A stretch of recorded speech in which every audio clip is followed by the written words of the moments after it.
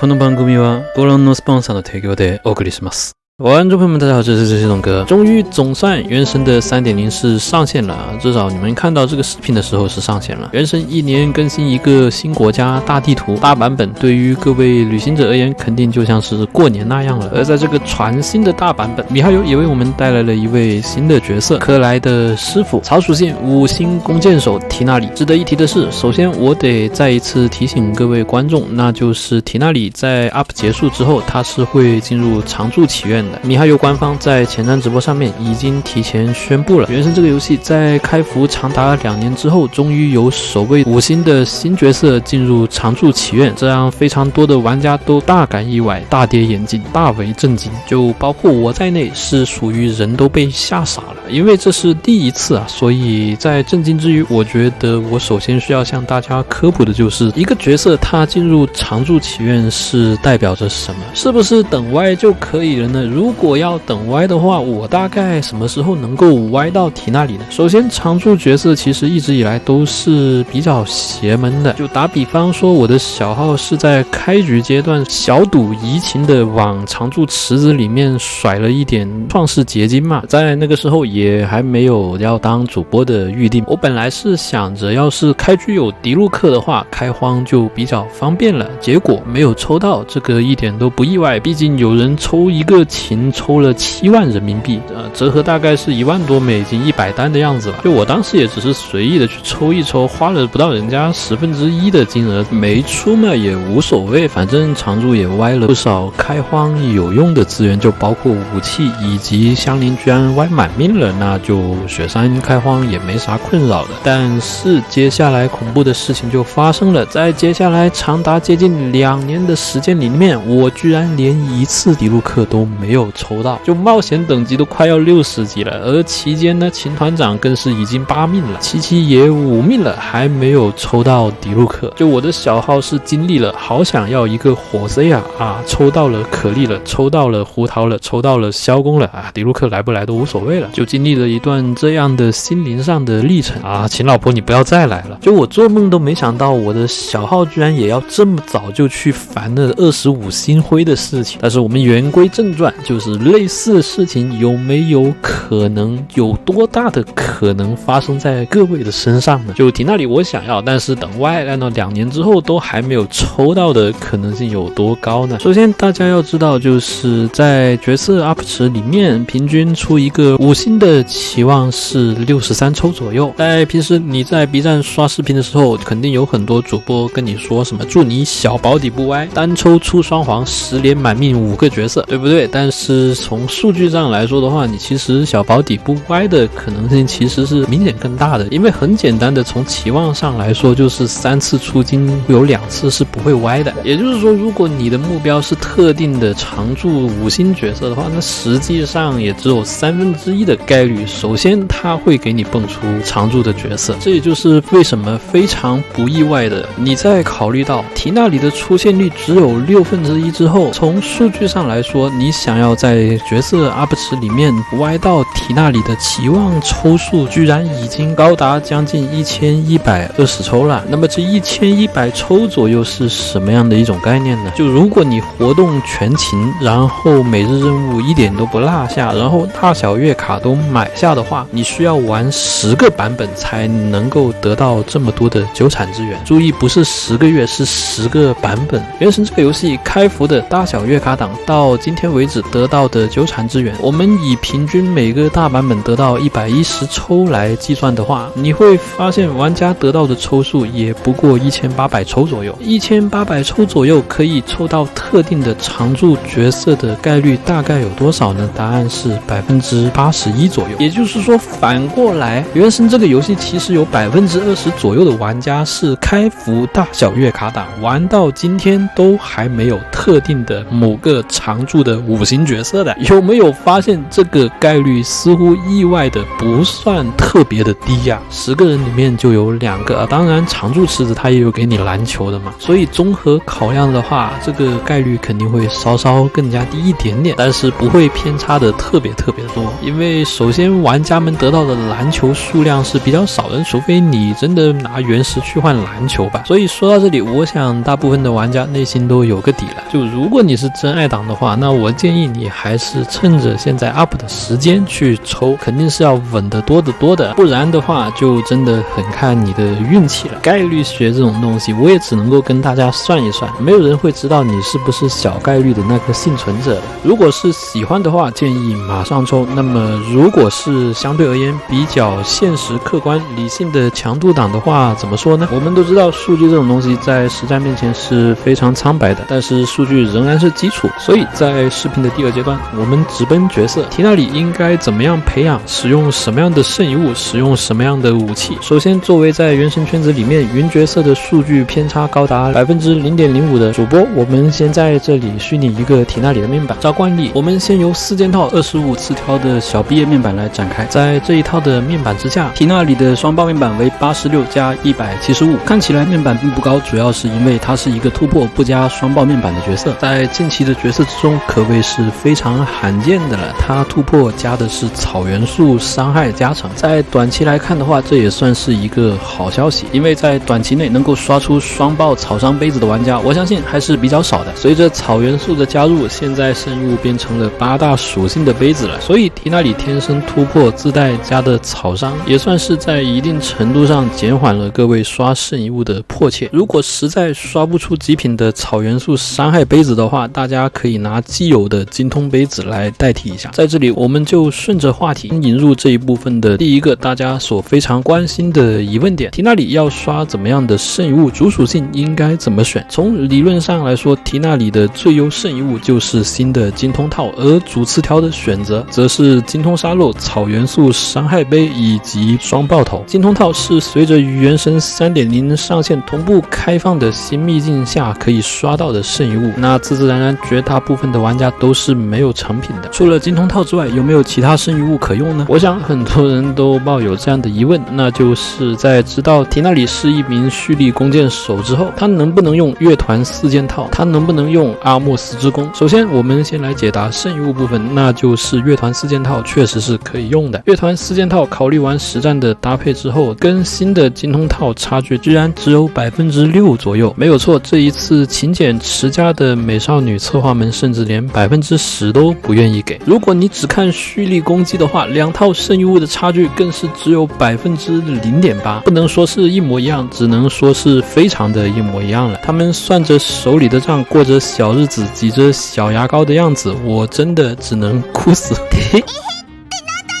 考虑到目前而言，很多闲鱼的老玩家手上的乐团4件套都是比较好的，这个 6% 的差距，但凡多2个爆伤词条就被抹平了。我相信特别是对于平时喜欢用干预的玩家而言，多半手上甚至有3-4套乐团套了。反正合成台值得合成的圣遗物也不是特别多嘛，宗师套毕竟主要的就业方向是给辅助们，一般的玩家也不会去为了辅助们去合成什么32、33词条的圣遗物了，这个其实也非常不效率。是不是手上一堆乐团花、乐团毛没什么人用呢？甚至都已经33、34词条了。如果词条足够多的话，确实新的圣遗物是没有任何的优势的。要不要刷新的圣遗物，大家结合自己的背包情况做一个定夺就行。值得一提的是，我前面也提到了，可能有不少的玩家在 3.0 开放之后很长一段时间都还刷不到特别好的草伤杯子，那么精通杯子其实也是可以替换的，伤害差距只有 1%， 但是精通杯子向来都是非常难出的。从多份的大容量的圣遗物数据之中，我们可以得知精通杯子甚至只有特定的元素伤害杯子的1半的出率。精通为主词条的圣遗物特别难刷，绝非很多玩家自己的体感，而是绝对有数据的支撑的。这也就是为什么有很多玩家打开背包一看都会找不到什么双爆40、50的精通杯子啊。所以以我不确定这个到底算不算一种优势，但是好歹精通杯确实是开服就存在的一种剩余物，所以如果有现成的话，直接拿来用也是完全没问题的。精通杯子虽然在一定程度上可以替换掉草商杯，并且对整体输出损失并不大，但是用精通头就不太一样了，双爆程序还是非常重要的。更重要的是3精通剩余物想要配平双爆简直就是地狱难度，如果不使用双爆武器，那就是纯粹的找罪受了，非常异常不建议各位走这条路。而在副词条的选择方面也非常不意外，精通词条的收益大于攻击力百分比，这不是说攻击力百分比就是无效词条，单纯的就是精通收益更大一点。我觉得缇娜里勉强可以说是双爆精通再加上攻击力4词条的角色，再加上词条多的乐团4件套也是可以拿出来用的。总体而言，大家对照着这张表，再结合我前面的解释，往着这个大概的毕业方向努力去培养就好。在介绍完了剩余物之后，接下来我们来一起谈一谈关于缇娜里的武器选择吧。我相信大家都非常关心这个话题。首先，首选永远不要怀疑985精算师。缇娜里的最优武器就是官方仿佛像是在为他设计的专武猎人之镜。猎人之镜的伤害期望比所有的武器都要更高一点。我们以猎人之镜作为一个参照对象，往下去寻找次选，你会发现弱水跟冬季白星都是相当不错的选择，达到了专武的伤害期望的 93%。比较不意外是2把在双爆区都有着相当不错的词条量的限定弓，然而跟专武之间的差距仍然有将近 10% 左右，非常符合一直以来原神的设计习惯。如果没有5星武器的话，那么绝玄跟月卡弓都是相当不错的选择。值得注意的是，由于绝玄的精炼对重击是没有任何的伤害上的影响的，所以其实本质上不管是翠绿弓还是绝玄都是属于有一把就可以的了。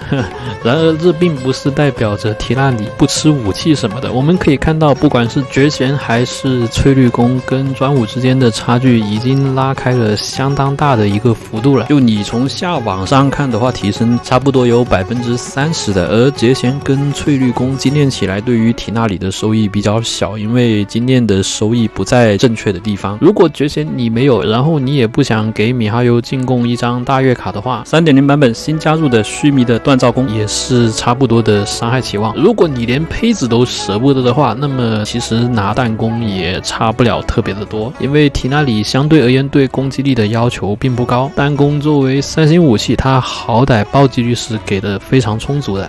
好歹好毕业对不对？我知道你们还在期望什么，那就是阿莫斯之弓对不对？缇娜里作为一个新时代的蓄力弓，作为一个全村的希望，它到底有没有这个能力让痛苦弓变起来没那么的痛苦呢？其实早在知道缇娜里是蓄力弓的那一瞬间，就有不少的朋友在私底下这样问我说，董哥，这下阿莫斯是不是可以有其他角色可以用了？我赶着都不能够想象，作为一个蓄力角色，你要怎么样躲开阿莫斯？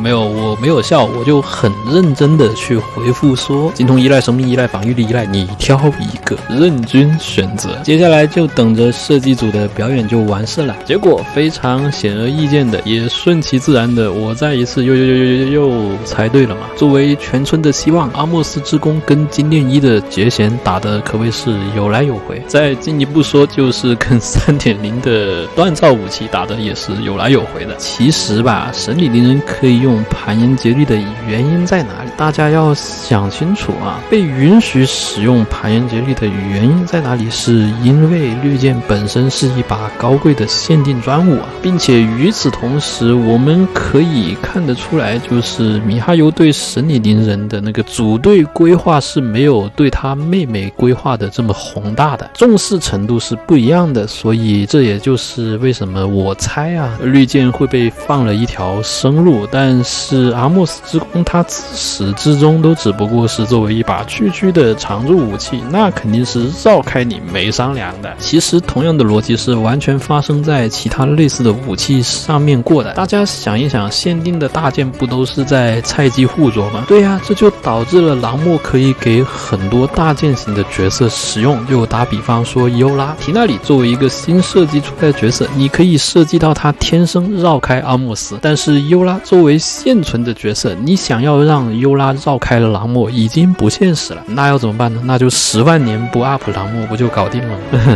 原神这个游戏发生的很多的现象背后是有很明确的商业逻辑摆在这里的，会在背后这么去思考的游戏公司也不只有米哈游啊，你开公司你也会去想这些东西的。而事实上，不仅经验1的阿莫斯没能在经验1的绝贤身上讨到太多的便宜，他的伤害期望也是明显不如天空诺兹巴萨的，所以大家如果有天空之翼的话，给缇娜里用也毛病并不大，明显比阿莫斯要好，虽然还是略逊于弱水以及冬季白金。好了，在聊完缇娜里的培养细节之后，我们最后再来聊一聊灵命的缇娜里到底是什么样的水平。我们回到视频的开头所提及的缇娜里的25次条新圣遗物的标准毕业面板之下，能打出什么样的伤害呢？答案就是每一发的2段蓄力攻击可以打出25739的暴击伤害，伤害期望为23379，而与此同时，元素战绩的每一发伤害为大约7000左右，元素爆发总期望大约是40500左右。怎么样呢？大家对缇娜里的伤害是否感到满意呢？觉得满意的扣个1，不太满意的扣个2，觉得很差强人意，大体上勉强让人感觉到了血电2的满意的扣个3。这些直观的数据其实很直观的告诉了大家，那就是缇娜里它是不具备很明确的个人单兵作战能力的，因为非常明显，这个如果是考虑到拿起了专武之后的伤害的话，每一次蓄力攻击甚至还上不了3万的伤害，确实是给的非常的保守，所以非常明显缇娜里的强度是被藏在了其他的地方。而与此同时，我们也可以看得出来，米哈游在设计上面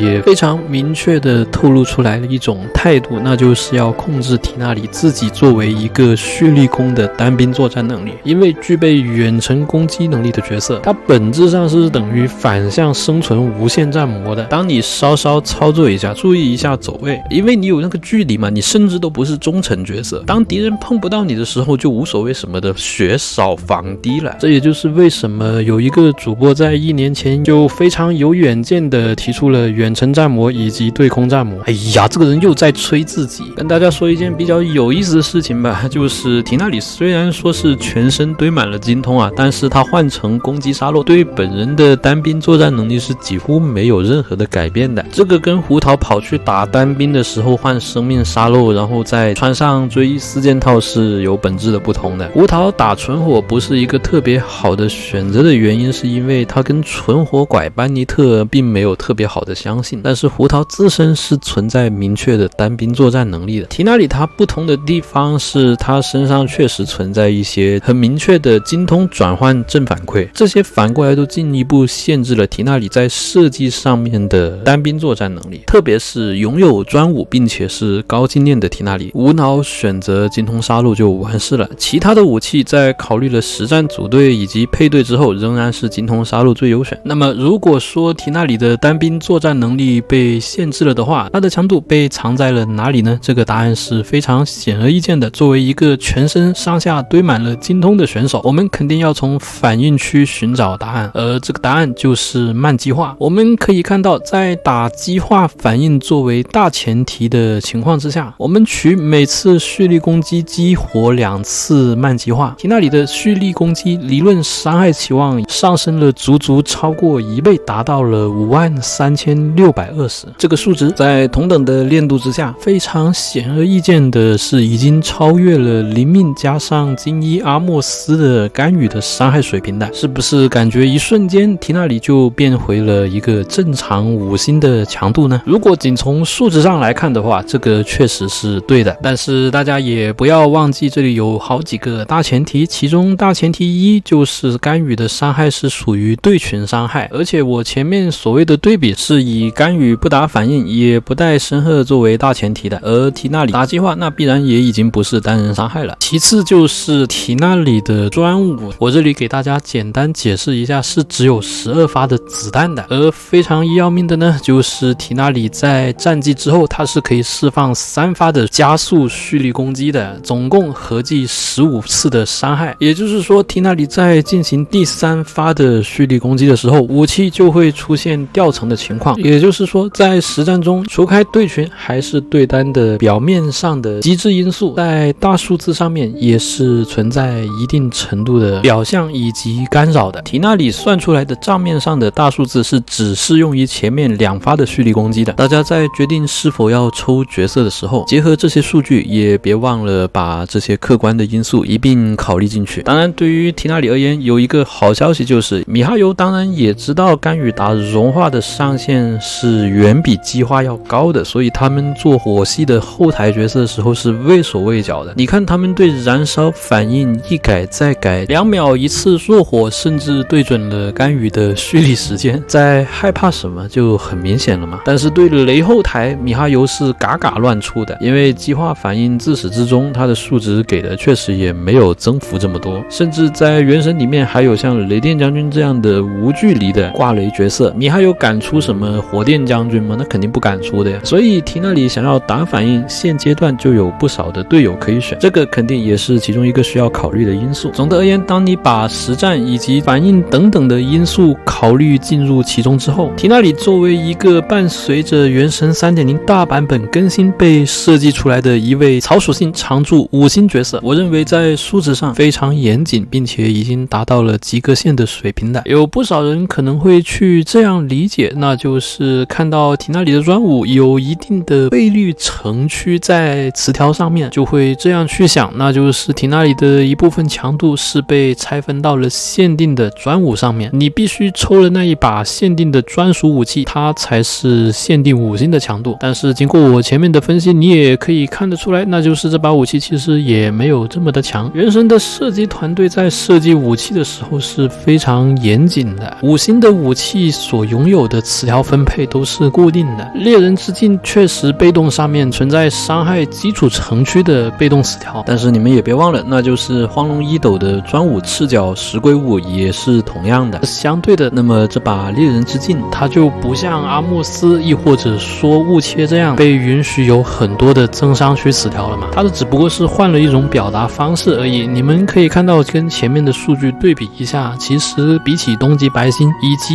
弱水，其实这把专武也没有特别大的优势。猎人弓跟绝大部分的专武一样，就是比起非专武的优秀5星武器强了大概就这么10%不到的样子。所以猎人弓虽然是一把比较优秀的泛用型5星弓，但是也绝对没有一部分玩家们所期待的那么的超模，它并不是救世主。在我看来，题那里比较一个有意思的地方就是它的命制作设计比起很多常驻的5星角色还是明显的要更加用心的。以灵命精一水平的题那里来说，如果它的命制作设计跟克勤以及77那样随意的话，那就只能说还可以，强度媲美满命克勤。但是非常幸运的是，题那里是 3.0 才加入的角色，而且它一度是 up 过的，也许是考虑到终归是一个新角色，终归要拿出来 up 这些等等的商业因素，所以米哈游在设计题那里的命制作以及它的上限的时候，非常明显的比一部分限定的5星老角色甚至都要显得更加有诚意。I want your money， 那当然米哈游得有一点诚意啊。题那里的4命跟6命看起来是完全的限定规格，而武器本身就是限定嘛，那当然今天的收益也是不低的。不过我最后也不忘提醒大家，就是你们结合我在视频前半部分的分析就可以知道，你随便再往后推算一下，就是要歪7个题那里的期望到底有多少抽。对于大小月卡党而言，你想题那里歪到满命是需要70个版本左右的时间的。目前原神第3年才刚刚开始，如果原神真的正如米哈游的 CEO 所说的那样运营10年的话，那么各位确实在期望上面可以在关服之前的那一瞬间还是有比较大的概率抽到满命的题那里的。这个前提是他不要再往里面塞常驻的角色，即使是咱们这一帮角色全都抽满的重氪玩家，在理论上也是需要抽13次左右的满命角色才有可能歪满题那里，也就是这个所谓的期望抽数已经要到 4.0 了。就即使是限定角色出一个满命一个的玩家都还得等到那个时候，而题那里大概率是跟克勤一样，一度 up 之后，以后估计再也不会 up 了。所以米哈游多半其实还是非常指望大家尽快为爱买单的。这些也许都解释了为什么提纳里的命之作以及武器的经验给的还是比较慷慨的，因为他们不希望提纳里在潜在的消费人群面前显得没有任何强度上的吸引力。关于提纳里的角色设计以及背后的细节，我们还有很多很有趣的地方没有探讨。原神的设计团队在 3.0 往战斗战术系统里面加入了非常多的东西，这些我们可以一一探讨，大可不必着急。在随后的视频里面，我们也将会一步一个脚印更加深入的去分析提纳里还没有分析完的部分。不要忘记点赞、订阅、分享，把小铃铛打开，一键3连关注董哥的频道，后续为你带来更多更有趣又更有含金量的游戏资讯。